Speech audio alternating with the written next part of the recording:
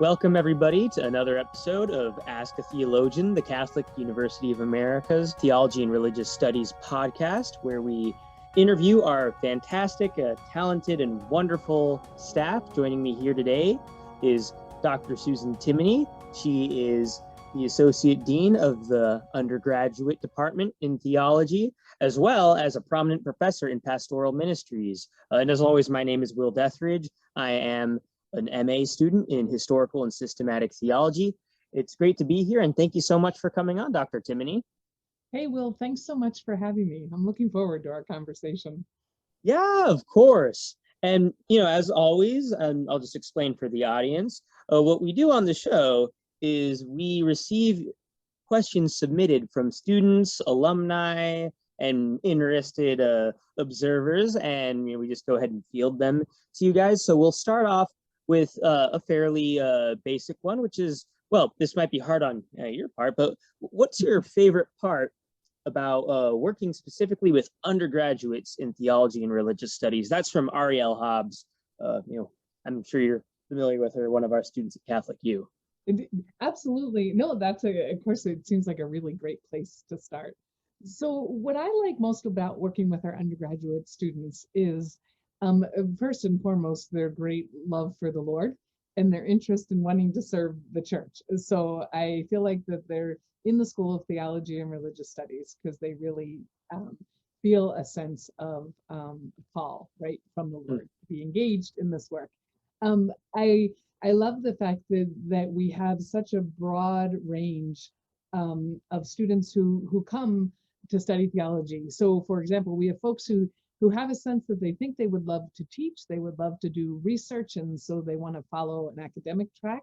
And we have other students who come out of great experiences in their parish youth programs or their high school campus ministry programs, and that they want to go into direct ministry, right, direct service. So we have an opportunity to look at both the formation in our intellectual knowledge of the faith, but also the opportunity to look at the praxis component. That is, how does the church actually bring the faith alive in its ministries? And so I love that formation piece of trying to design a curriculum that's going to serve the needs of the students who come to Catholic University, hoping to deepen and broaden their understanding, not only of theology and of God, but also of the mission of the church. Fantastic. I really appreciate that response. And, along those lines, I'll go ahead and ask you a question that I've been asked dozens and dozens and dozens of times, as someone who graduated with an undergrad in theology, but especially as a master's. What can you do with a theology degree, right? There's this, I think my biggest pet peeve is people who ask me, all right, so seminary, right? And my response is always, ask my girlfriend. But there is this sort of stigma that if you get into theology, you're either going to teach or you're going to go into the priesthood. And if you could just, in your experience, especially being at a school in DC that has so many opportunities for people, if you could just speak to some of the diverse careers or paths that people with a theology degree take that ordinarily people, they don't immediately come to mind when you think theology, right? Right. No, I think parents everywhere are appreciating this question, Will. and I will have to say, having spent 20 years in pastoral ministry and diocesan leadership, and when I was in diocesan leadership doing a lot of hiring, I too asked myself, well, what can an undergraduate with a theology degree actually do at 21 or 22 years old? And so in coming full-time into academia, I've made it a priority to be able to talk about exactly that. So certainly one can begin the adventure, the journey of becoming an expert in the field of theology, wanting to do research in that area by doing an undergraduate degree already with an eye to doing graduate studies, much Right. like yourself, I'm guessing.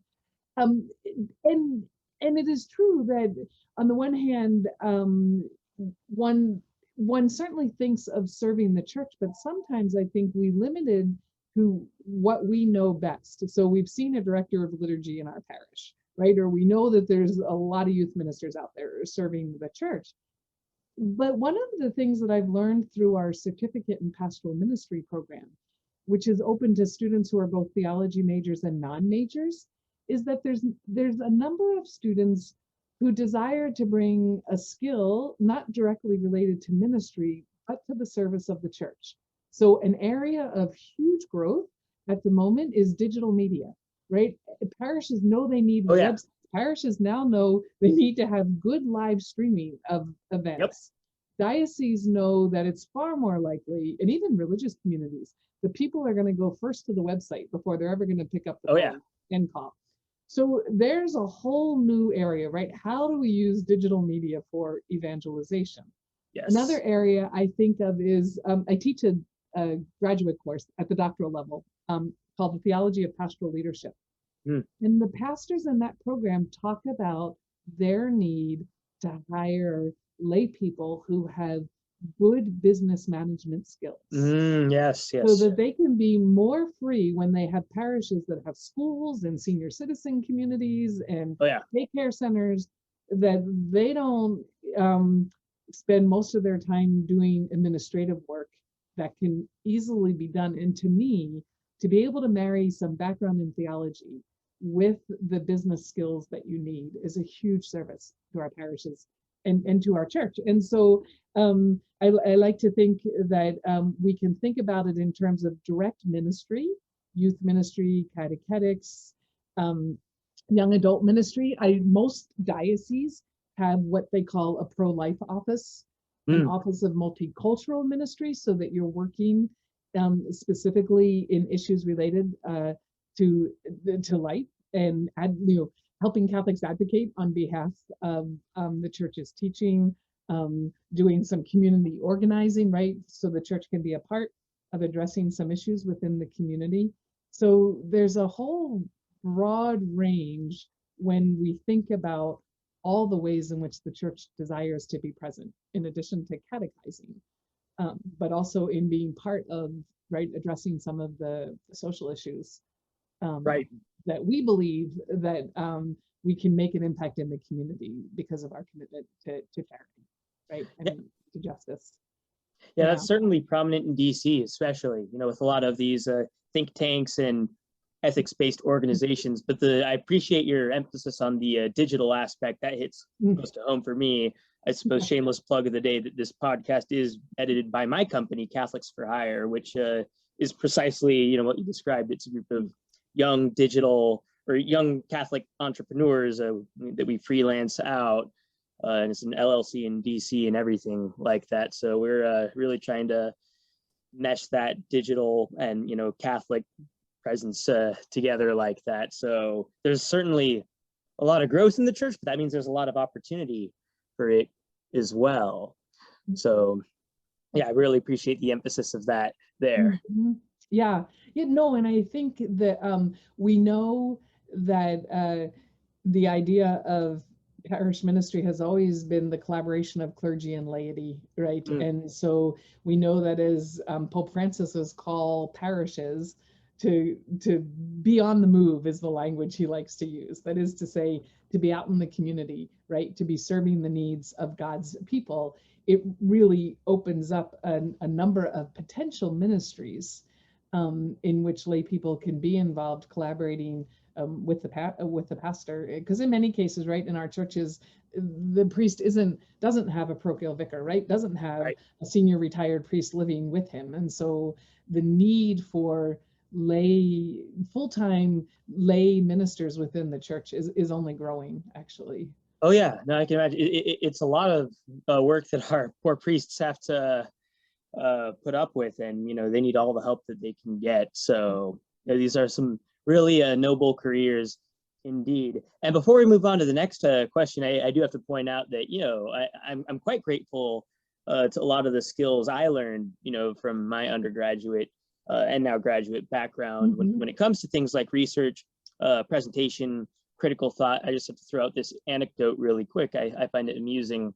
when I came out of college and was applying for jobs, there was one in particular that had nothing to do with theology at all whatsoever. It was just a completely secular workplace, and it was a very competitive job, and they had a session where you had to present on something you were passionate about. Mm-hmm. And of all topics I chose to explain the real presence of the Eucharist and draw it up on a whiteboard. And I told them, because this position involved explaining things, very difficult technological things, and going across the country and basically like pitching ideas to I think it was like various hospitals or something like that. But I said, if you can take something like the real presence of Christ in the Eucharist that's so complex and has so many big words, and boil it down and explain it to people easily, you're going to be able to handle any topic, whether it comes to healthcare, which is the company, or so, there's a lot of critical thought involved. There's a lot of presentation and research skills, but, I'm definitely grateful, for the theology department, especially at Catholic U, for instilling that into us like that, Yeah, and I think it's one of the bonuses of studying at a university like Catholic University, Yes. where you had this opportunity to take courses in other departments and in other schools, right? And so you can begin to learn some of those practical skills. Yep. In addition to the theological formation.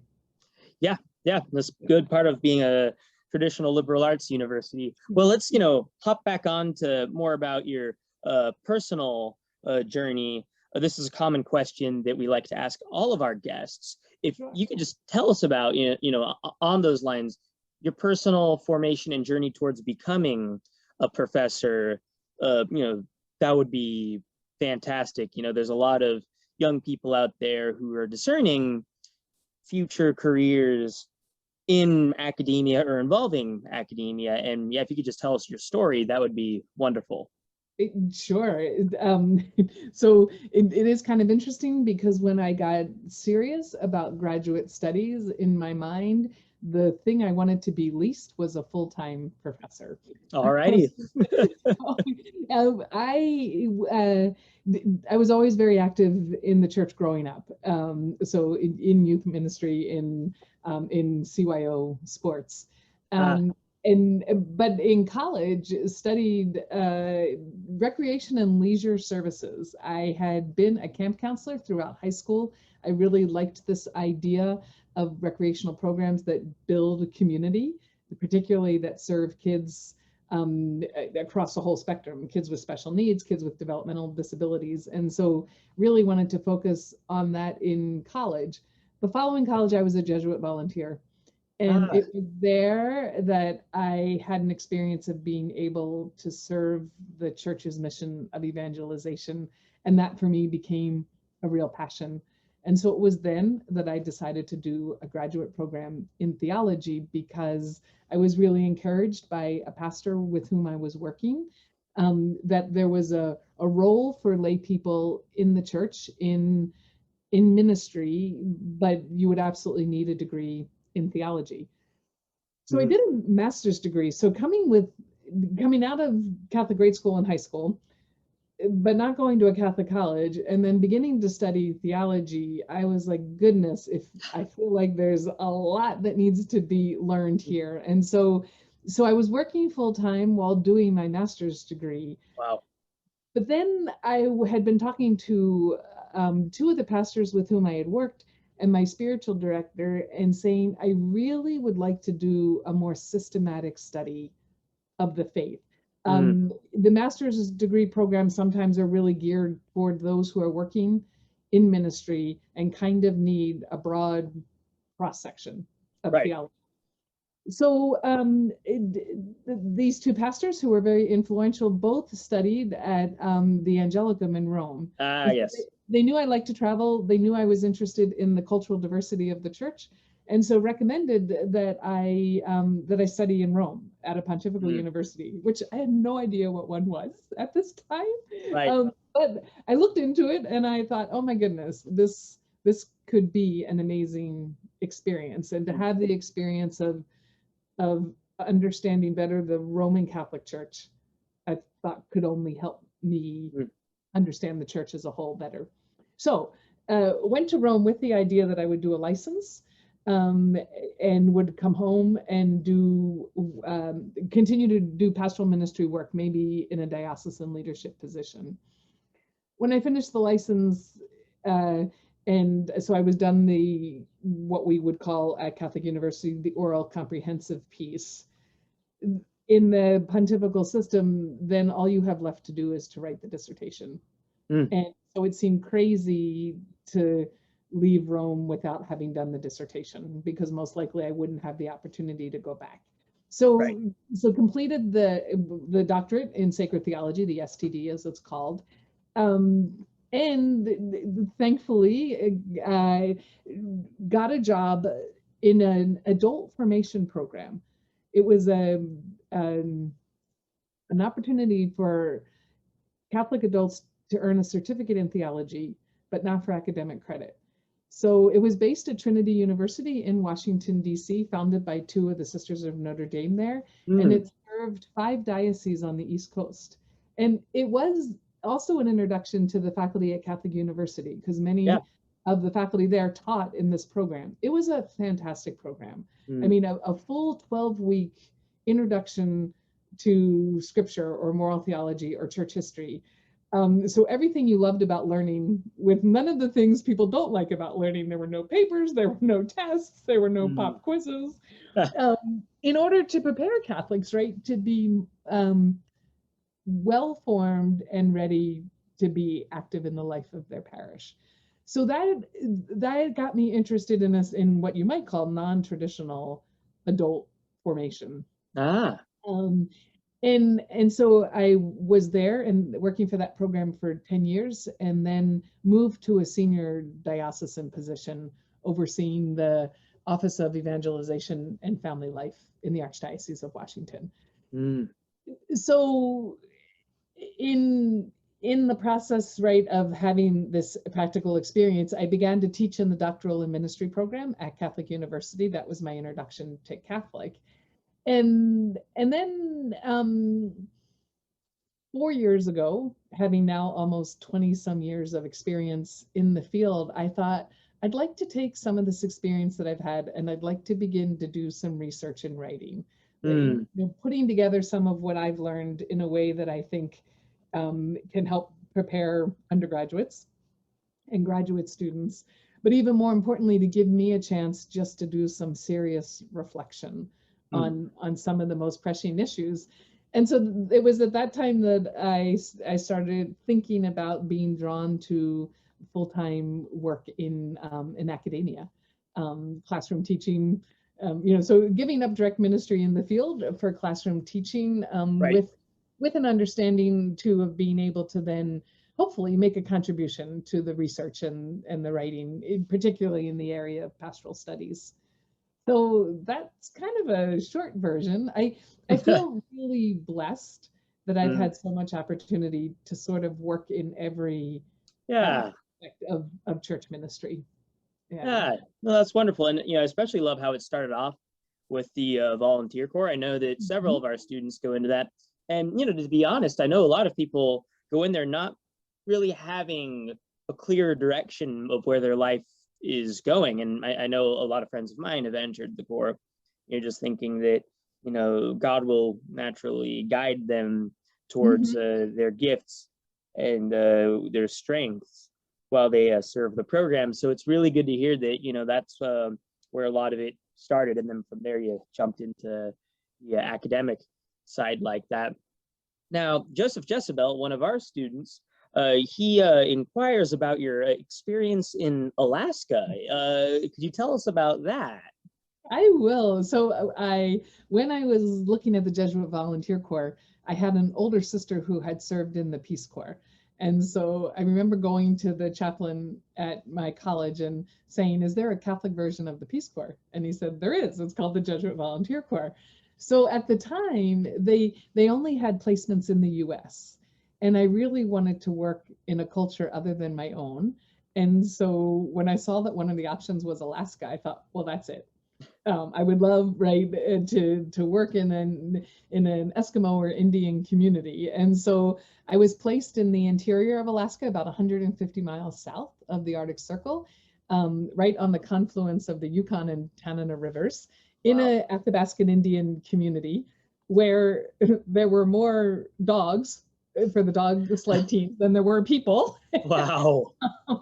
and so I can't recommend volunteer experiences enough for this. They Mm, take you so out of your comfort zone mm, that it really is an opportunity. And in this case, I remember 3 or 4 days in thinking, I have nothing in common with these people, with yeah. their lifestyle, Mhm. and even more importantly, maybe in this day and age, I realized that the markers we use when we want to get to know someone meant nothing in that context. So where you went to Mm, school, or where your family vacations, or if you went to summer camp, where you went to summer camp, like yeah. none of that has any meaning, right? Right. Yeah. So all of a sudden I thought, well, what do I have to offer? I was like, well, I have to offer myself. That's Mm, what I had. And also I have a heck of a lot more to learn than I could possibly teach them. And so it was, for me, it was just that beautiful of experience that um, when you desire to want to be in service to someone, then you respond to what they need, not what you think their need, yeah. right? Or not what you think should be fixed about these people who lived in very vulnerable situations. So here's a great example. We were housed in trailers because the trailers had running water. Mm, And so we went away one weekend, the other volunteers and I, and when we came back, our pipes had frozen. So a bunch of the men in the community came over to see if they could unfreeze the pipes and then repack them so that we could have running water again. And so I was sitting there talking to one of them, and he looked at me and he said, "You white people and your running water, it's more problems than it's worth." And I Oh thought to man. myself, in northern Alaska, yes, running water is more is more of a hassle than, I'm not sure I'd be willing to say that it's worth, but you Right. know, just that ability to experience a culture other than your own. That's Uh, wonderful.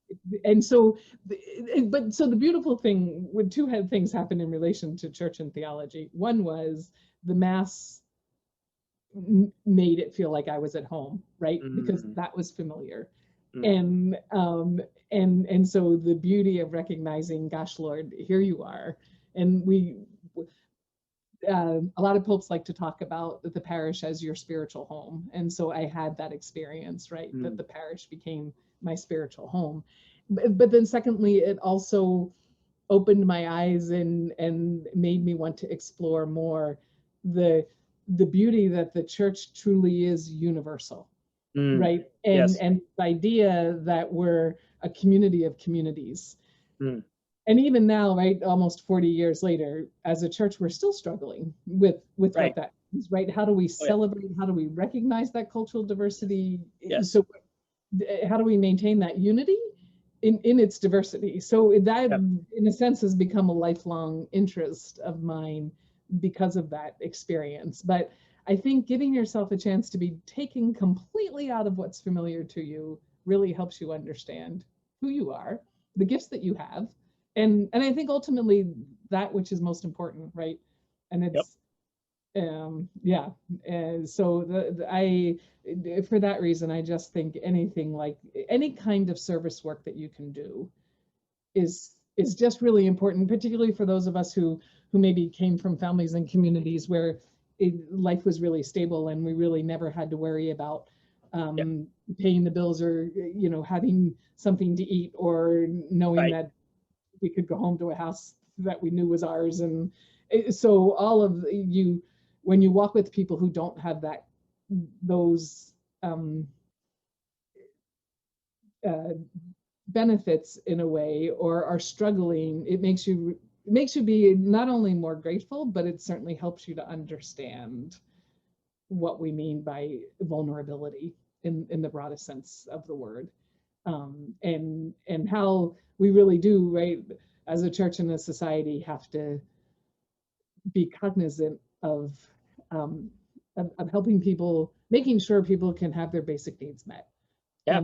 and working right at more at some of those systemic problems that are just seem intractable in some cases. Yeah. No, no, of course. And, I think that's a beautiful perspective. You know, hard work, especially involving, Hmm. those who are in need, does a lot for a person's character, for sure. Yeah, exactly. We're a bit spoiled, I think, sometimes, in many parts of the country. Oh gosh, yes. Yeah. You know, This might be a cultural reference that's too old um, for you and some of the listeners, but do you know the TV show Dallas? oh shoot, a little bit So familiar. huge hit in the 80s, right? It was the Yep. must-watch TV of its time. And so the ranch, at least on TV, it looked like this huge ranch, and it had like 10 chimneys, maybe, right? So Mhm. just in terms of the cultural difference, my job as a Jesuit volunteer was to run the rec center for the Mm. kids.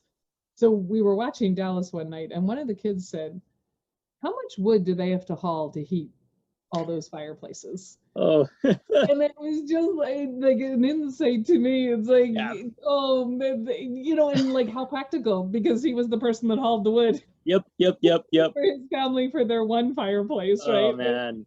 And yeah, and I just thought therein lies the difference, right? Oh yeah, certainly. Yeah, and Like, I think that's definitely another benefit to getting into a field like pastoral ministries. I mean, my other background, I suppose, I got my dual major in theology and politics, specifically in mhm. political theory, and that's supposed to be one of the hallmarks of the United States. So, according to some of the founders, especially Jefferson, is that, a combination of a republic, but one in which the citizens who can be elected are familiar with the hard work tilling the soil like that.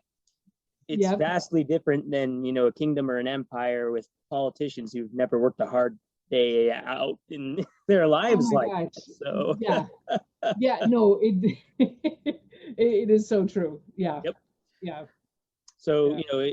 it really is a fantastic opportunity for our young people to get hands on like that. Because, how are we supposed to be, people of God like that if we don't have that kind of experience? I mean, it's so easy to be academic about theology.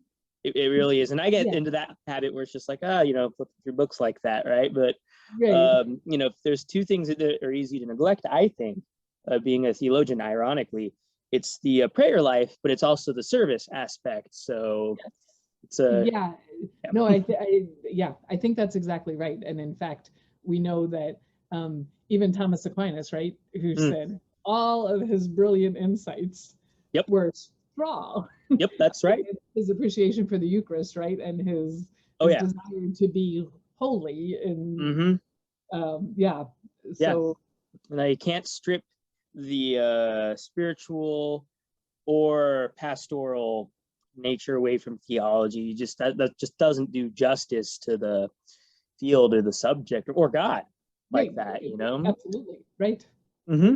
Well, Yeah. it sounds like you've been all over the place in terms of travel. And Mary Benino asks if you could just list off a few different places that you've been to, just a few of your favorites. But then, more importantly to her, if you could pick any pilgrimage destination in the world right now that you haven't been to, where would it be? This is such a great question. I really had to think about this. So I landed upon, if I have to choose only one, I would love to make a pilgrimage to Mary Magdalene's grave, right, in Oh, France, in the south of France. Mary Magdalene has always been a saint that's been really special to me, particularly as a woman in the church, mm, as as a teacher, and so I've not had an opportunity to sort of to to visit some of the places where there's been a long-standing veneration of her. She's very important, being Dominican trained, right? Very important in the life of the Dominicans for having been the apostle to the apostles. So that combined, I would also say with St. Dominic's birthplace, would be two places that I have yet to go that I would really like to do. Very nice. All right, well, there you have it. And there's some recommendations. Do you have any recommendations, by the way, for pilgrimage sites or some of your favorite places that you've been, that you'd recommend your students go to or check out? So it's a little bit cliche these days, but certainly the Camino. I had the opportunity to do 10 days of the Camino. So to do the whole month-long trip is still yet to come, hopefully, but I did a 10-day portion, and certainly going to Compostela, but even just that practice of thinking about the thousands and thousands of pilgrims, who made that pilgrimage from their home in many different places in Europe to Compostela was a really powerful experience. So that is significant. I would also say it was a friend who dragged me, not completely unwillingly, but it wasn't on my top 10 list to Portugal, and so to the shrine, which was it was my experience of, again, the power of prayer, right? So whether or not you actually have a sense of encountering the presence of the Blessed Mother, you're in a place that for years people have come to pray to ask her intercession. Yes. And that those prayers have been heard. So the Marian shrines, I think, hold such a special place in our theology and spirituality. So having a chance to have visited Fatima ended up being, it was a lovely story. We did it because we were flying from the US to Rome, and the plane was diverted. And we were going to miss the connecting flight to Rome. And so my friend who I was traveling with was like, we'll have time to go to Fatima. And I was like, I think we will. See why you were hesitant. So I said, well, if we can afford doing it by cab, we're going to have to do it by cab because we have to make sure we can get back to Rome. Yeah. So the cab driver said, I need to go there too. I'll take you and I'll stay with you. And so he came and prayed with us. So alrighty. Mini pilgrimage. So I completely recommend any of the Marian shrines, I think. But Fatima is the one. Man, it's my favorite place in the world. It's definitively. Okay, so there we go. Yeah. I went there for the centennial, so. Oh, lovely. Yeah. That was the experience of a lifetime. When we were studying abroad in Rome, and it was the 100th anniversary like that. So, yeah. Just beautiful, and beyond words. My husband and I, at the moment, he's very interested. The Dominican House of Studies has been an important place for us to worship, especially to participate in evening prayer with the Dominicans. And so he has invited devotion to Dominican saints. So we're doing a little bit of touring in Italy when we're in Europe, visiting the tombs of a number of Dominican saints. So that's a nice way, right, when you want to get off the beaten track. Yeah. To kind of do a little bit of research about where that saint who may have been important to you or you don't know anything about, and takes you to a new village, and so that's been nice. Yeah, no, that's great. And shifting slightly to shifting to a slightly different topic, though you've brought it up throughout our conversation here and there. One of our students asks about the challenges facing the church today. Obviously, pastoral ministry has to confront some of those. That's a question from Kelsey Nowak, one of our students. Right. So she asked, what are the biggest challenges facing the church today? And then also, what are some things you've encountered throughout your life, particularly in a teaching role, that encourage you or make you think that the church is in good hands in the next generation, like some inspiring and encouraging things that you've seen? That'd be great. Great. Well, Kelsey, great question. Goodness. So I think I have to answer this in two ways. So a lot of my direct service of the work has been in the renewal of the evangelizing mission of the church, right? Particularly in the United States. So I would say for me, I think I remember back in the 90s, there was a book written by a Jewish rabbi, a Muslim imam, and a Catholic priest in New York. They had become friends because they served in the same area of the city. Wow. And they wrote a book about interreligious dialogue. But one of the things they said was that religion provides the best answer to the biggest questions. And I think we live at a time where people are very skeptical that religion provides the best answers to the biggest question. Yeah. I think in some cases, many people are comfortable not asking the big questions or thinking about them. But if they are thinking about them, they're more likely to doubt religion than they are to want to explore it. So in terms of the preaching of the gospel, in the broadest sense of the church's mission, I think finding compelling ways to help people give us a chance to talk about the best questions, the best answers to the biggest questions, right? Yeah. Within the church, we know the statistic, many of us, that the largest in the church in the US, the second largest denomination to Roman Catholic is inactive Catholics. Yeah.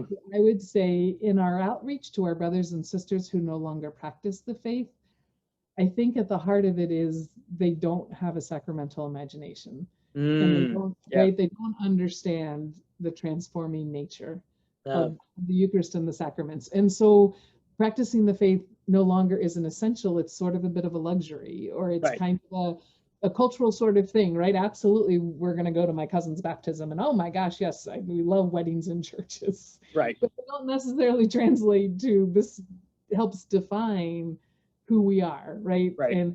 And so the new normal, right, for regular participation in Mass is once a month.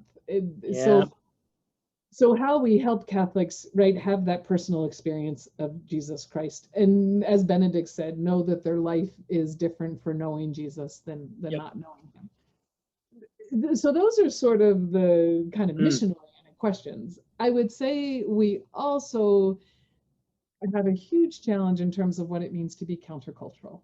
Right? I agree. Yeah. Obviously thinks and acts and aspires to live differently than the culture does. And right now we live in a culture that's divided to begin with. Right? Oh, that's for sure. Yes. And so the polarization seeps into the way we talk among ourselves as Catholics. Oh yeah. The way we sometimes think about issues. So everything from the understanding of marriage and marriage between a man and a woman to right now this conversation about Eucharistic coherence, which I mean is complicated and not being understood by the secular media and not being understood by a lot of Catholics, and not something that you can have an easy conversation with in public, because there's a pastoral dimension and there's a theological dimension. So I feel like in a world driven by media, it's really hard sometimes to have conversations that are complicated and deep in a way that people feel included rather than excluded. Right. But to bring it sort of down to the experience of being on a campus, so I would say, in my experience of teaching the general required course, The Church and the Human Person, that I find strands both of, well, really, does the church have anything to say to me? Like just doubting, right?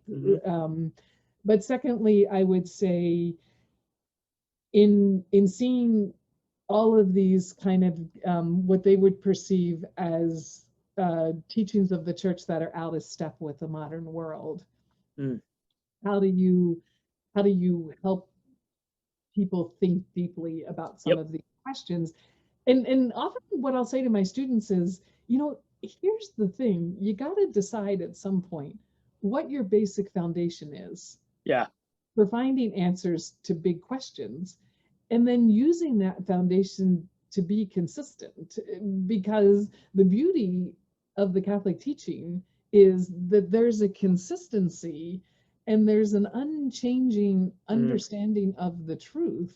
Yep. That serves a lot of different needs. So I have a friend who is a lobbyist for the Catholic Church, right? She advocates for positions of the church in the Maryland General Assembly. And she said, you know, some people are like, I can't figure you Catholics out. One day, quote, the liberals, generally in the area of issues related to social justice, right? And the other day, you're like with the conservatives. Yep. But there's a reason, right? Because it's the gospel that's our foundation. And so I don't know that we're helping young people find what their foundational principles are going to be, and then applying those principles consistently across the spectrum of questions that we're facing. And God knows our culture is facing some really critical questions. Oh, that's for sure. I think the beauty is ours does actually hold together. It makes sense. Yep. And I can't say that what other people are offering sometimes it has that ability to be consistent from one issue to another. And that's exhausting, right? And and it's just really hard if you say, oh, well, okay, on marriage, I think I'm going to think this way, and on abortion, I think kind of differently. And I mean, and so we have a moment, right? I don't know, Will, if you've noticed, but I certainly have noticed that all of a sudden, the secular press has picked up on the language of social justice. Yes, that's for sure. And it's one of those times I thought the church has to be so careful, because that's ours. And we have these principles of Catholic social teaching that are really beautiful, right? And that really do serve to help the human person flourish. Yep. But you begin to see people want to co-opt that language, right? Of social justice. And there's a great example of, we have both an opportunity, but we have a real challenge in the way the language is understood and articulated. Yeah. So that's a bit of I gotta say, you know, coming from that politics theology background, the co-opting of social justice just tore me to no end growing up. So and I think it's a real opportunity for ecumenical and interreligious dialogue and action. Right? Because I think there's also this idea that, well, it's just those crazy Catholics that think that. And as Catholics, we sometimes have the biggest voice, and we've got the person of the Pope, right, who can speak universally on behalf of the church. But it's like, no, there are a lot of other people of faith who, in fact, believe what we believe. And so I would love to see us be able to present ourselves, right, with our brothers and sisters, both Christians and folks of other faith, to show people, right, that that we're not this minority who's dying, right, but that it's still a compelling aspect of life, right, to be a person of faith.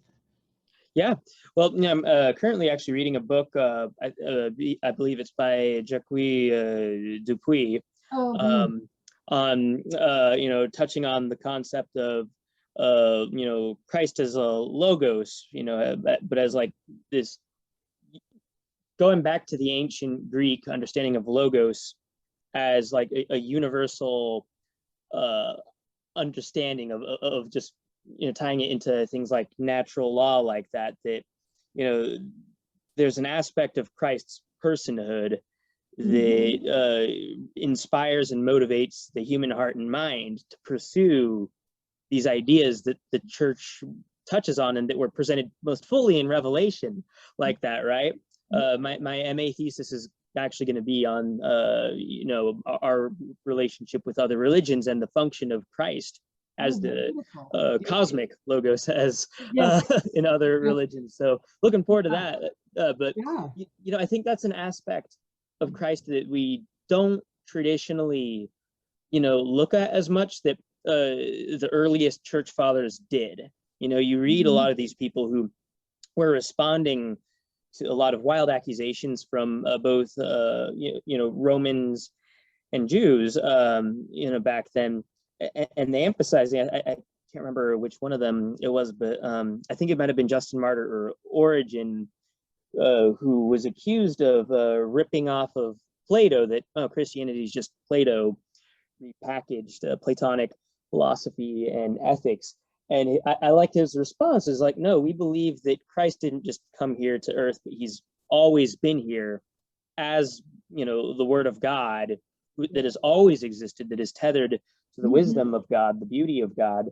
And so in the end, it was Plato that stole all of his material from Christ, Right. who inspired and motivates and draws us to this universal governing reason that's instilled in all of us like that, right? So sorry for the diversion there, but it just kind of reminded me that it's... No, I think you're right. I think that natural law is another one of those conversations that one can have, not necessarily in a catechetical mode, right, but to be able to help people connect with the fact that there is this sense within our hearts, right, and deep within our persons, of the good and the true and the beautiful. Yes. And that what we're trying to help you to do is understand that.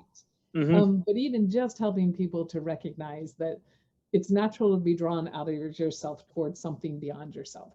Yes. Yes. And so Christians and Jews and Muslims call that God. And therein a really rich discussion.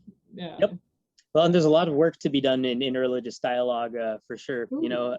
I love to tell people that, because I know a lot of people who very much love to quote Aquinas on everything, and they'll take him up on his thoughts concerning other religions. And I'll say, I think it was Dr. Lowe, actually, in our department, who emphasized when he taught us Aquinas that he probably never met a non-Christian in his life, and that's gonna impact his theology.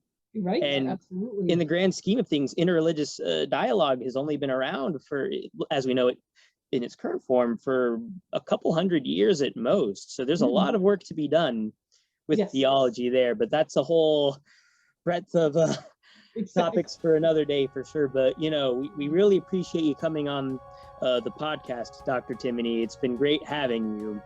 Well, thank you. Thanks so much to the undergrads who sent their questions in. This has been really delightful. Yeah. Yeah. And for those watching, make sure to follow us on Spotify and YouTube. And we hope you enjoyed this episode of Ask a Theologian. Have a great day. God bless you.